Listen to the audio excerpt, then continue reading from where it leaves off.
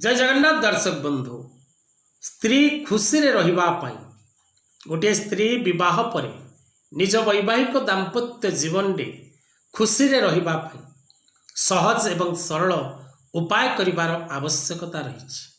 कारण संसार मध्यरे घर करिथिले पत्थर पड़िले सही। प्रत्येक मनुष्य निज जीवन मध्यरे दुख दुर्दशा को सामना करिथाए। अनेक कष्ट मध्य मनुष्य निज जीवन मध्यरे भोग करिथाए। तेणु आपण निज जीवन मध्यरु सुख एवं शांति को आशा करिबा निश्चित अटे। तेणु जदि आपण सुख एवं शांति आशा करुथांती दुखरे थांती तेबे प्रत्येक दिन लक्ष्मी नारायणंकर पूजा करने को भूलंतु नहीं। निज घर को सफा सुतरा रखा भूलंतु नहीं। गुरु गुरुजन मान आशीर्वाद नवा